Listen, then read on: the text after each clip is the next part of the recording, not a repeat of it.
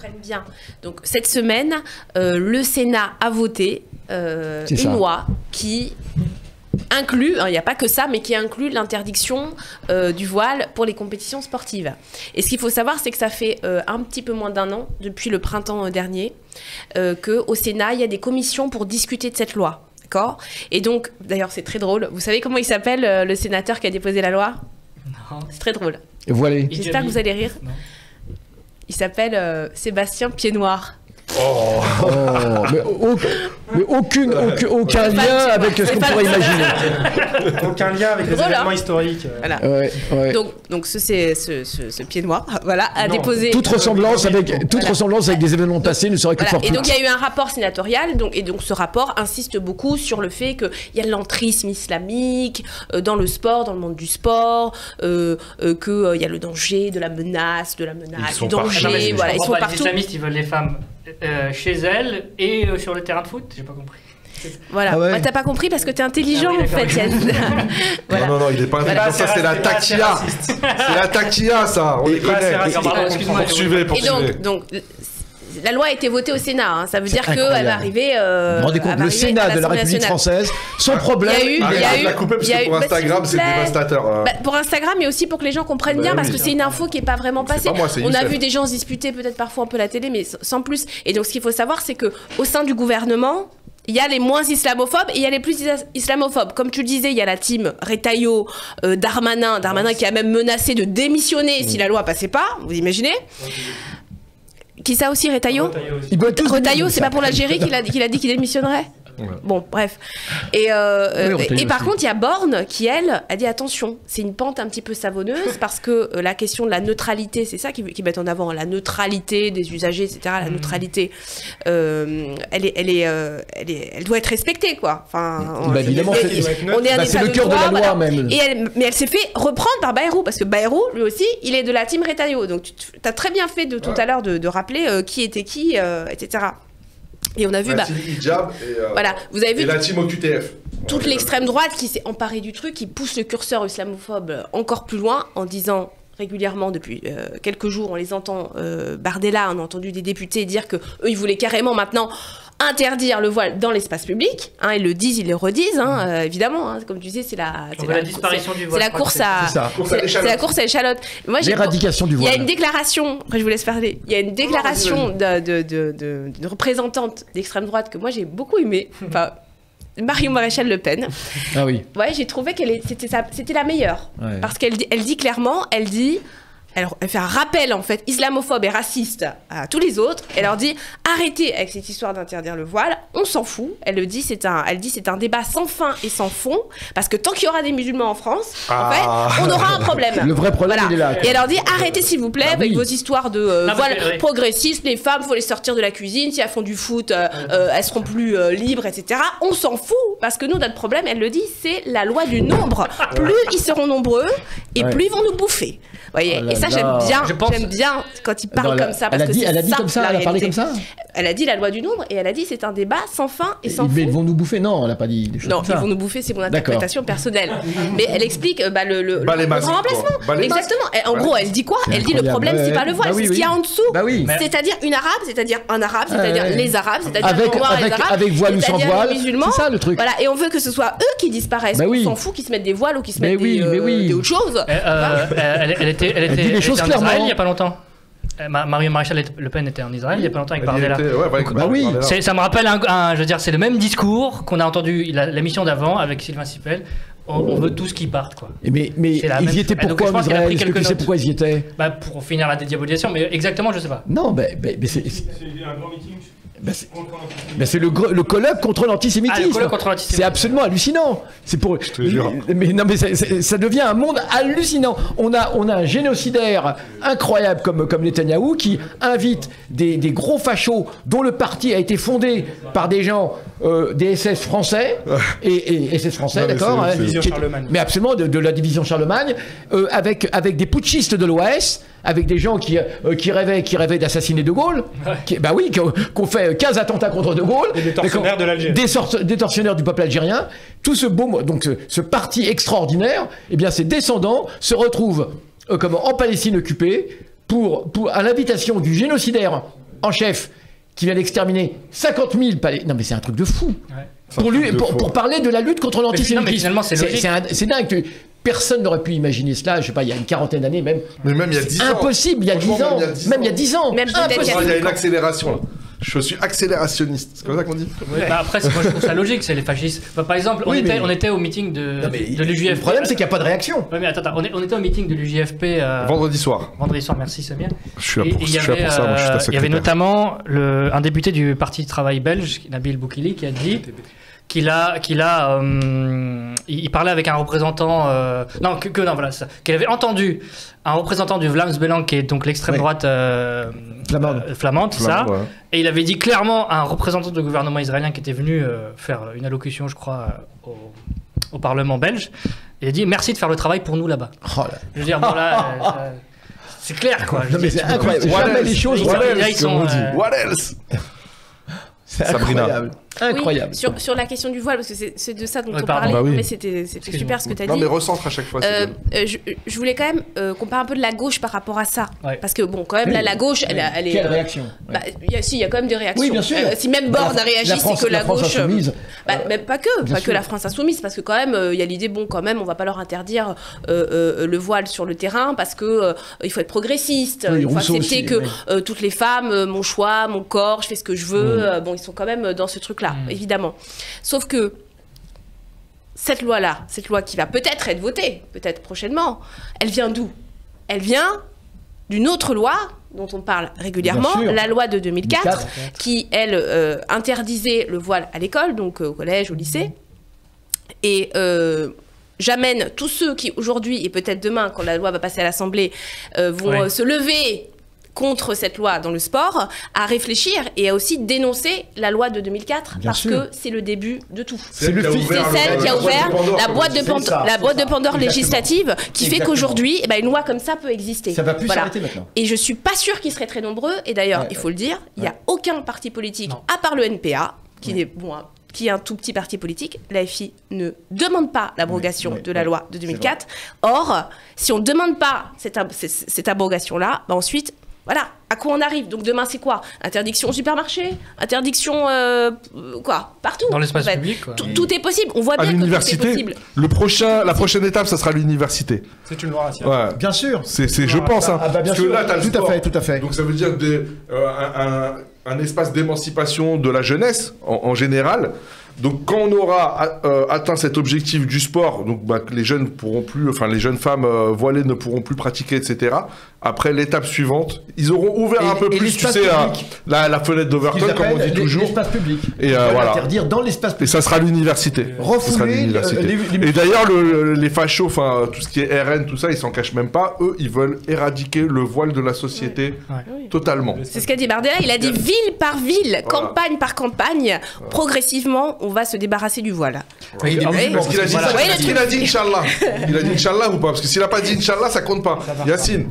Vas-y, je t'en prie. Non, mais Youssef a dit un truc. Pardon, Youssef. Non, pas du tout. Vas-y. Non, je reprenais ce que. On est hyper respectueux aujourd'hui. Oui, j'ai remarqué, ça m'inquiète d'ailleurs, parce qu'il y a une contrepartie qui m'inquiète terriblement. Et c'est quoi? C'est les Hassanat que vous cherchez, non? C'est ça? Oui. Oui, alors, on essaie. Il reste 8 jours pour acheter nos femmes. Pour faire le plein de Hassanat. Alors, non, mais ce que Sabrina a dit tout à l'heure est très très juste, c'est-à-dire que l'éradication des musulmans. C'est l'éradication des musulmans. C'est pas du voile, c'est des musulmans. Oui, l'éradication des musulmans, et derrière cela, pour des gens qui s'imaginent qu'il faut être gentil, Non, ça veut dire que le fascisme, c'est une machine qu'on ne peut pas arrêter. La théorie, toujours la fameuse théorie de la bille et de la pente, il y a une bille qui dévale une pente, s'il n'y a pas une force exacte, c'est de la physique, s'il n'y a pas une force exactement opposée, ils y vont. Beaucoup plus, la bille va continuer à rouler sur la pente. C'est la loi de la gravité, quoi. Exactement. La gravitation universelle. Voilà. Et donc du coup, ça indique quoi? Ça indique qu'il faut qu'on soit 1000 fois plus nombreux. Ouais. Il y a des millions de musulmans en France.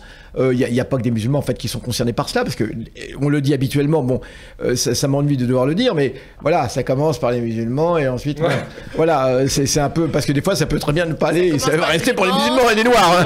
Mais oui, c'est ce que j'allais dire, parce que le début est assez long quand même. Mais oui, ça commence par les musulmans, mais ça commence depuis longtemps. Le début est un programme. À la fin, on sera pas là pour le voir aussi, c'est ça le problème. Bah c'est ça fait chier.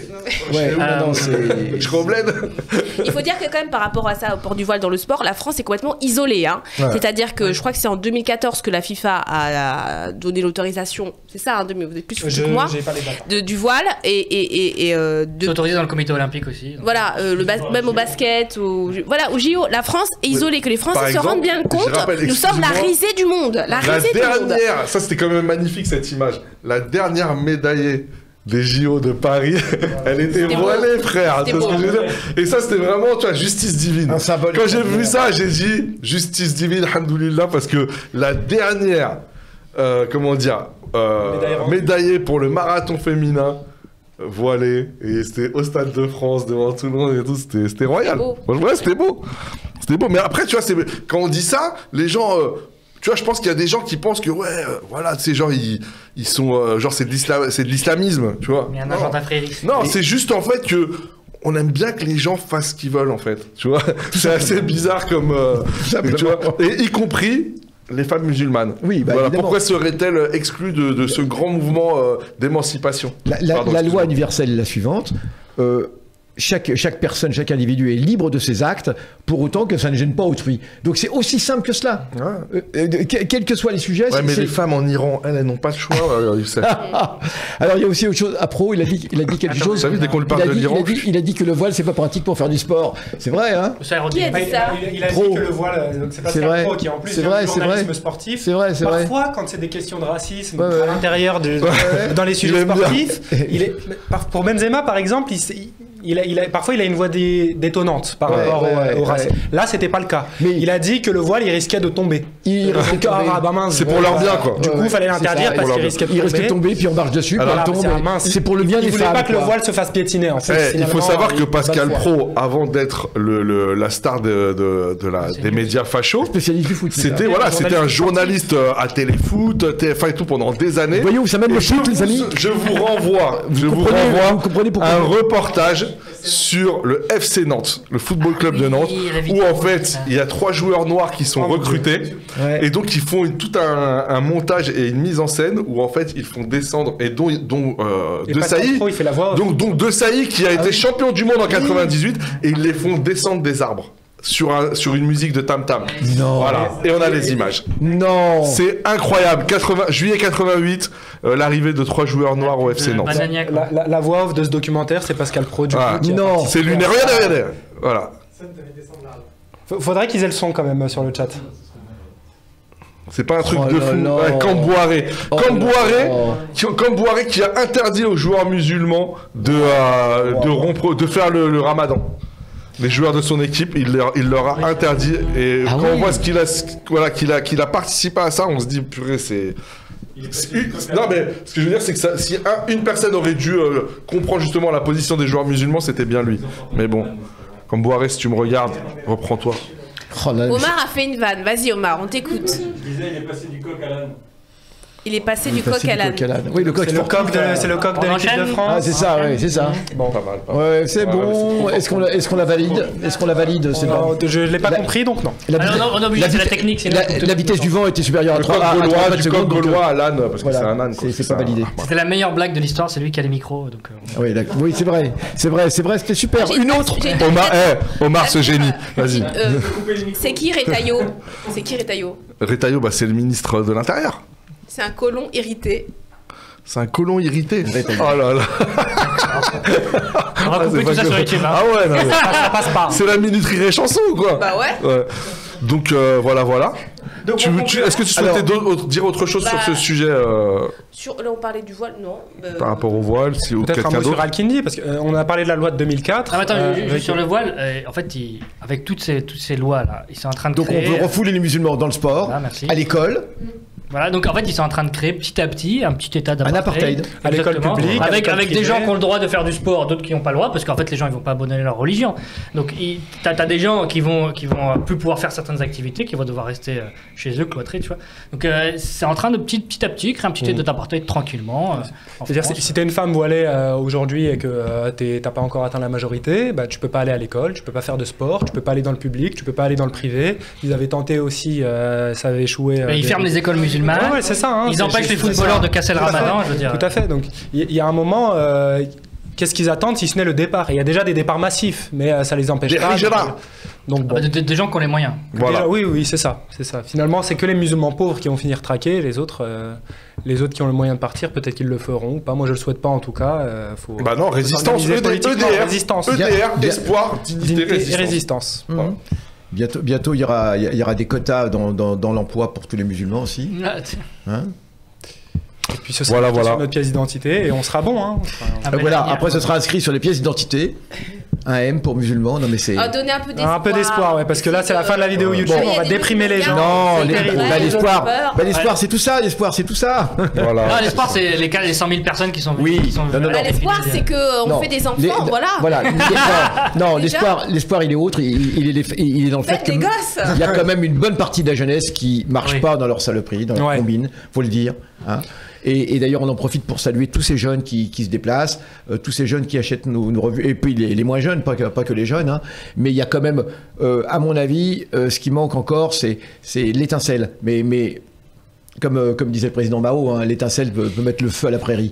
Mais ce que je veux dire, c'est qu'il y a vraiment toute une jeunesse qui, à mon avis, n'est pas prête du tout à marcher dans cela, qui veut un monde normal. Vous vous rendez compte, le monde qu'ils proposent, mais c'est un monde horrible. C'est un monde horrible. J'arrive même pas à comprendre comment eux, ils peuvent se sentir bien là-dedans. C'est un monde de guerre, c'est la loi du plus fort en permanence, c'est de la violence en permanence. Je n'arrive même pas à comprendre comment ils peuvent aspirer à un tel monde. C'est l'adhésion au fascisme. Hein. C'est le fascisme. Oui, mais je suis sûr que même eux, enfin, à la limite, espérons pas, mais si ce monde parvenait à s'installer, mais je crois que même leurs enfants eux-mêmes, je veux dire, eux-mêmes ne pourraient pas y vivre. Et c'est ça qui est absolument incroyable. Je me suis toujours demandé dans quel type de monde ils aimeraient vivre. Voilà, on accompagne le menteur jusqu'à la porte de sa maison. D'accord, comme on dit, et voilà, dans quel monde? C'est un monde où il y aurait que de la police, que des militaires, que de la violence, où tout le monde serait écrasé, où les plus faibles seraient écrasés. Pas uniquement les Noirs et les Arabes, mais même les plus faibles. Bien sûr. Les plus faibles. Comment? Mais avant qu'on ait ça, il y a quand même. Ah oui, il y a la marge. L'écrasement, voilà. C'est ça, exactement. L'écrasement de tout le Sud. Exactement. Tout le Sud, c'est terrible. Avec l'écrasement de la nature, on le voit parce que ça participe de cela aussi. Je veux dire, l'écrasement de la nature, c'est ça aussi. Je veux dire, c'est ça leur monde. C'est eux qui l'ont fait, ce monde. Et bon, je fais encore mon idéaliste du dimanche, mais je me dis vraiment, l'Europe n'apprend rien de son histoire, quoi. Je me dis, quand tu as l'histoire... Pour citer le général Diap... juste fini. C'est quoi ta citation? Mais juste fini la phrase. C'est que, je veux dire, vu l'histoire, qui est quand même pas si lointaine, il y a encore des rescapés de la Shoah, il y a des anciens... Enfin, il en reste plus beaucoup, mais je veux dire, il y a pas si longtemps que ça, il y avait des gens qui avaient vécu l'horreur de la Seconde Guerre mondiale, etc. Et ils repartent là-dessus, quoi. C'est-à-dire, quand tu vois l'Allemagne... Le traumatisme qu'a été le nazisme en Allemagne pour toutes les générations qui ont suivi, c'est-à-dire de devoir porter cet héritage immonde, je me dis que là ils sont en train de refabriquer la même bête immonde. Jordi Babette. Elle raconte n'importe quoi. Oui, c'était. Alors aussi, je pense que faut retirer ça. Faudra un petit peu retirer le message de Jordi Babette sur le chat. Oh là là. J'ai pas le mot dessus. Mais c'est vrai qu'il y a quand même beaucoup de gens qui rentrent pas dans leur combine aussi. Je voyais cette semaine, il y avait une vidéo qui a énormément circulé. On voit des pauvres petits vieux qui fouillent dans une poubelle. Hein. Bien sûr. Et il y a beaucoup de gens qui disaient ah bah regardez on s'en fout, nous ce qu'on veut c'est ironiquement ils le disaient, on s'en fout, nous ce qu'on veut c'est que les footballeuses ne portent pas le voile, vous voyez. Enfin, il y a quand même une conscience parce que quand c'est trop, c'est trop. C'est-à-dire que les gens ils ont leur quotidien, ils ont leur vie, ils ont leurs problèmes. Ils voient qu'à côté on leur parle de trucs complètement ésotériques. Hors sol.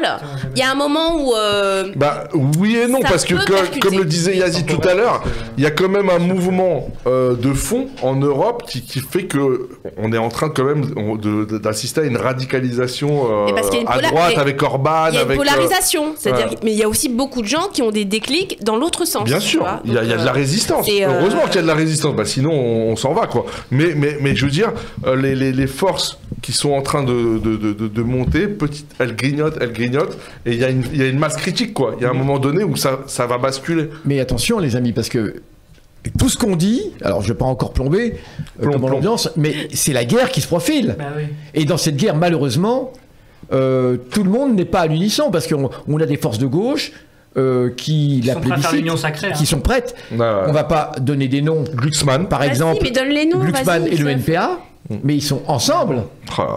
Vous vous rendez compte qu'on a une partie de la gauche? Non mais attends, tu peux pas mettre le NPA sur le plan quand même. Non, mais c'est pas un problème de plan, c'est un problème de la guerre actuellement. D'accord. Poutou, je suis désolé. Non mais attends, pour que les gens comprennent ça, il faudrait que tu développes pendant un moment. Alors non, le développement c'est ça. Qui aujourd'hui est pour la guerre en Ukraine? Qui aujourd'hui accepte qu'on continue cette folie de guerre en Ukraine? C'est pas uniquement ça. Par exemple, la guerre dont tu parles qui se profile, ce serait... Là, oui, c'est ça. Ce serait contre la Chine. Ah non, mais attends. Ça, c'est le deuxième acte. Je suis désolé. Actuellement, les crédits de guerre... C'est un sujet énorme à la fin. Non, c'est pas un sujet énorme. C'est que les crédits de guerre aujourd'hui, et la continuation de la guerre en Ukraine, c'est quelque chose qui intéresse l'Europe. Oui, et aujourd'hui, dès l'instant où on est pour continuer cette guerre en Ukraine, eh bien c'est l'acte 1 de la guerre générale, bien évidemment. Cette guerre en Ukraine doit s'arrêter par tous les moyens. On ne peut pas dire on est pour la continuation de cette guerre. Et je suis désolé, c'est qu'à gauche, eh bien une bonne partie des gens, et d'ailleurs on peut aussi critiquer comment certaines positions, alors il n'y a que l'AFI aujourd'hui, il n'y a que l'AFI et des organisations d'extrême gauche, comme Lutte ouvrière, effectivement, comme le POI. Il y a eu un meeting au POI qui s'est tenu récemment. Toutes ces choses ont été dites. Je suis désolé, dès l'instant où aujourd'hui on est pour l'armement de l'Ukraine, on est pour la guerre. Il n'y a pas à tergiverser. Ça veut dire qu'il faut être absolument contre cela. Et il n'y a rien qui puisse justifier. Et je suis désolé. Alors c'est un point de débat, on peut en débattre. Voilà, peut-être que je pense qu'on peut... Mais voilà. Mais après, moi je suis d'accord avec Youssef parce que ce qui va se passer au niveau dans le monde pour les forces impérialistes va nous toucher directement. Parce que c'est pas un hasard que tout s'active au même moment. Ouais. C'est si l'Europe devient fasciste, si il y a la question de la guerre, tout s'articule. Tout s'articule.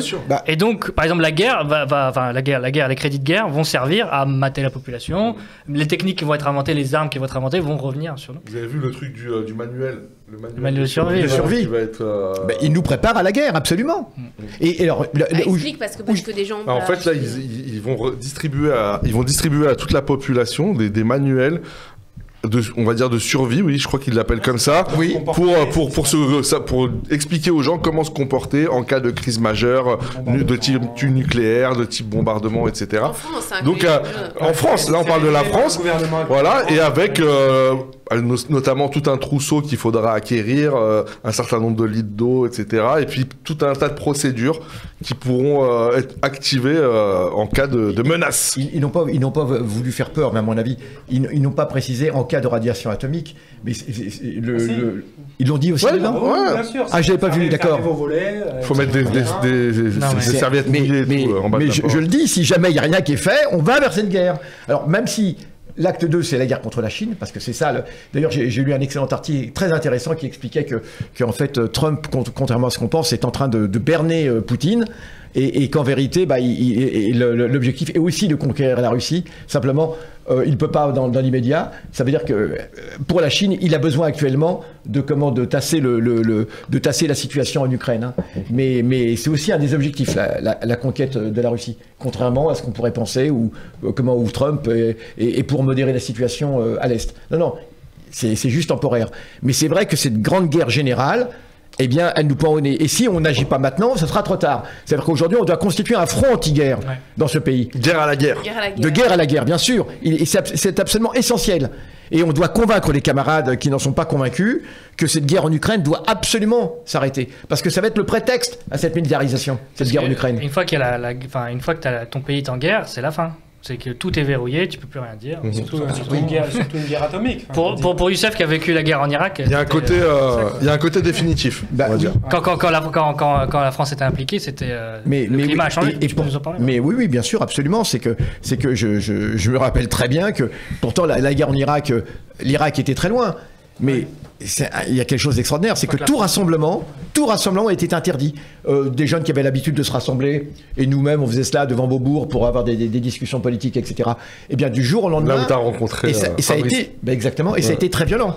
C'est-à-dire que là, il s'agissait même plus de discuter, alors qu'auparavant, on avait réussi à imposer des petits espaces de débat, de liberté, comme ça, devant Beaubourg, entre autres. Il y avait des étudiants, des retraités, des vieux retraités maghrébins et autres. Et bien là, ça devient très violent. Alors que c'était une guerre qui était lointaine, etc.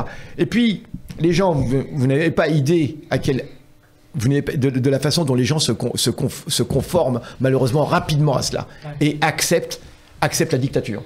C'est quelque chose qui est inquiétant. Et du jour au lendemain... La servitude volontaire. La servitude. Donc au début, il y avait des grandes manifs, la CGT contre la guerre, etc. au début. Puis progressivement, on a les rangs qui s'amenuisent, et au bout d'un moment, la guerre est acceptée. Bien sûr. Et tout ça, il y a aussi un relais médiatique qui est fait par les chaînes, etc. En valorisant l'armée. Il y a beaucoup de pubs actuellement qui sont diffusées pour inciter les gens à s'engager. Moi, je suis tombé sur une vidéo lunaire d'une pilote de combat, là, de chasse, qui expliquait. Tu l'as vu? Mais oui, c'est toi. C'est moi qui l'ai dit. Hallucinant. Mais après, ce que je pense, c'est qu'elle est interviewée par c'est une youtubeuse, mais qui ne parle pas de choses politiques. Elle peut parler un petit peu de féministe, un petit peu d'écologie. Et là, elle a reçu une pilote de chasse qui explique qu'elle a tué des gens, qu'elle l'a fait au nom des intérêts de la France, de la démocratie, qu'elle ne le regrette pas. Elle lui dit, est-ce que vous avez déjà tué quelqu'un? Et moi aussi, ça m'a fait tiquer. Parce que d'habitude, cette meuf, elle parle de produits de beauté, de vêtements. Et elle dit elle-même, moi, je m'y connais pas trop. Voilà. Oui, et là, la pilote, elle fait, je suis pas un monstre. Et elle a fait, ah non, tu vois.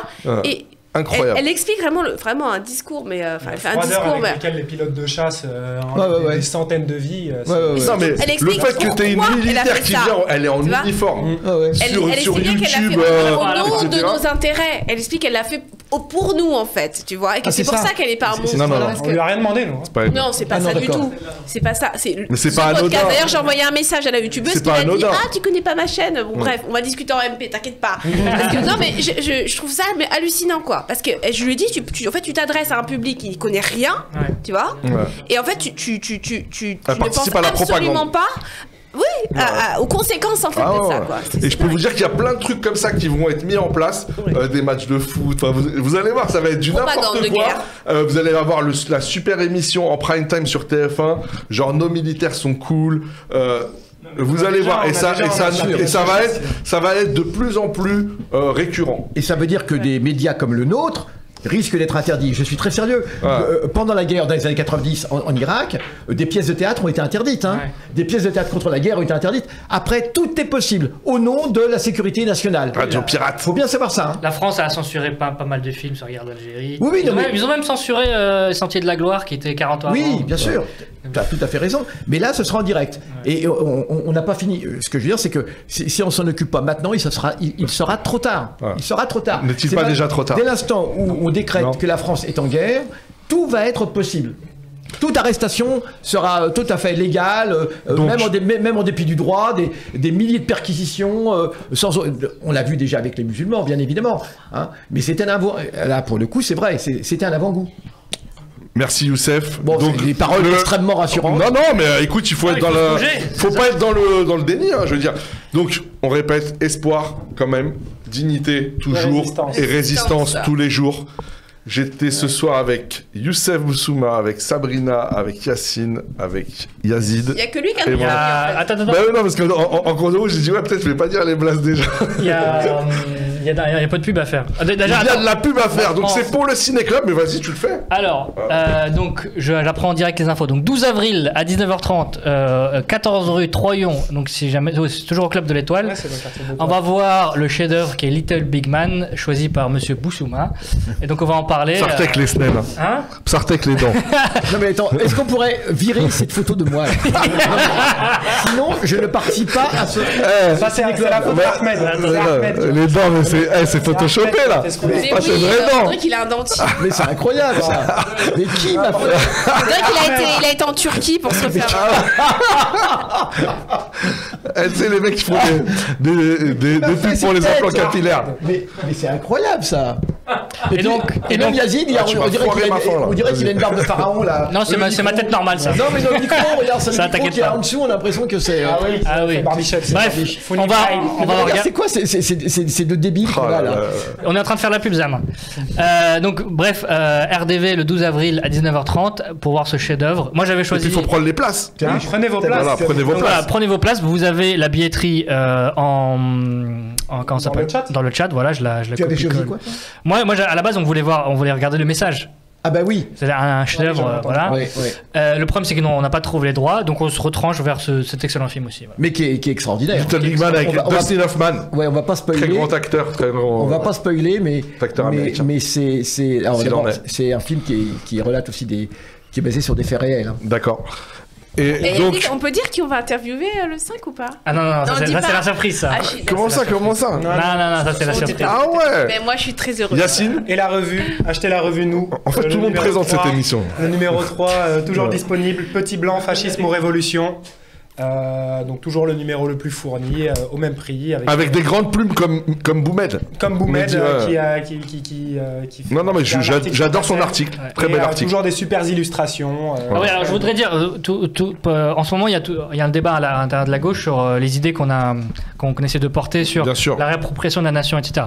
Donc dans ce magazine, vous achetez ce magazine, vous lisez le dossier, notamment l'article de Selim Nadi, Statis Kouvelakis et Marlène Rosato par exemple, et vous avez la théorie quoi. Voilà. Donc vous avez la théorie, vous avez les arguments. Ça vous permet de réfléchir sur une base réelle. Voilà. Oui. Voilà. Et même pour contre-argumenter, ce sera sur en ayant bien compris. C'est notre production théorique et donc n'hésitez surtout pas à l'acheter. Il y aura une interrogation écrite à la fin, mais on vous prévient. Bien sûr, évidemment. Et c'est pas, enfin je veux dire, moi j'ai envie de dire que ce n'est pas un horizon indépassable. C'est-à-dire que c'est un élément dans le débat, c'est une proposition politique, et après à chacun de venir l'enrichir, de venir l'embrasser ou la discuter, et puis voilà. Mais avant de l'embrasser, la discuter, il faut déjà savoir de quoi parlent les gens qui en parlent. Donc j'étais toujours avec Youssef Boussouma, Sabrina Yacine et Sabrina Waz, Gilet jaune, et Yazid. On vous remercie. Et Samir Boussina. Et toujours Free Palestine. Et à bientôt. À la semaine prochaine. Salam alaikum.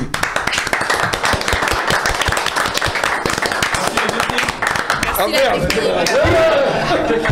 La technique, j'avoue. Merde alors.